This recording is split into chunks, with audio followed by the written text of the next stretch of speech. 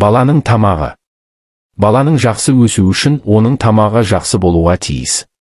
Тамақ баланың өсуіне қарай өзгеріп отыру керек. Бастапқы кезде балаға ең дұрыс тамақ ананың сүті. Сүттің ішінде денеге керек тамақ заттарының бәрі бар. Ана сүті бала өскен сайын өзгеріп отырады. Ана бір себептерден баласын емізе алмайтын болса, әрине, қолдан асырауға тура келеді. Бірақ емізуге мүмкін болғанда абзалы ананың өзі емізуі. Статистика санақ пәнінің көрсетуі бойынша ана сүтін емген 100 баладан бір жылда 15-20 ғана өледі.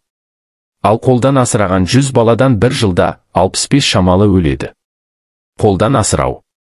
Қолдан асыралғанда балаға лайықты тамақ, есек сүті мен ешкі сүті, бұл екеуінің бірі болмаған күнде сиыр сүті. Бірақ сиыр сүтінде ақ, белковина пен май көп, қант аз. Сондықтан сиыр сүтін сұйылту һәм тәттілеу керек. Жаңа туған балаға берілетін сиыр сүтіне 3 есе су қосу керек. Мұнан соң 2-3 айға шейін 1 бөлім сүт, 2 бөлім су, 3 айдан 6 айға шейін екеуінде бірдей, ал 9 айдан бұлай таза сүттің өзін беріп отыру керек. Бір ішкізгеннен қалған сүтті екінші рет беруге жарамайды. Балаға беретін сүттің жылылығы адам денесінің жылылығындай болу керек. Цельсий бойынша 35-37, Рюмер бойынша 26-28. Сүтті тәттілеу үшін сүтке кәдімгі қант салу керек. 1 стакан сүтке 1 бал қасық қант жетеді. Балаға берілетін сүт сау сиырдың жаңа сауылған сүті болсын.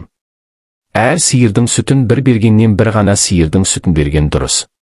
Сүт ыдысы таза болсын, һәм берілетін сүт қайнатылуға тиісті.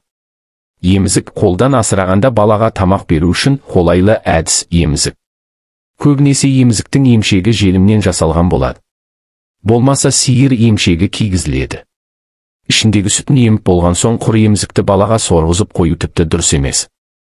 Бірінші, баланың іші желге толып аурулы болуға себеп болады. Екінші, желімнен жасалған емшек баланың денесіне зиян келтіреді. Баласына құр емізікті сорғызып қойып, қол қусырып өсек аңду анаға лайық емес. Баланы таба білсең, ерінбей дұрыс баға біл. Аралас тамақтандыру. Анасы емізген бала біраз өскен соң анасының сүтінен басқа тамақ та тілей бастайды. Ол уақытта ана сүтінен басқа тамақ бере бастауға мүмкін. Балаға жай тамақты 6 айсыз бере бастау дұрыс емес. Жай тамақ бергенде әуелі жеңілінен бастап, бірте-бірте ауырына көшу керек. Мысалы, былай, сиыр сүті, бал қаймақ, ақ ірімшік, қатық, ашық қылып ұйытпау шартымен, қаймақ, жұмыртқа һәм сорпа.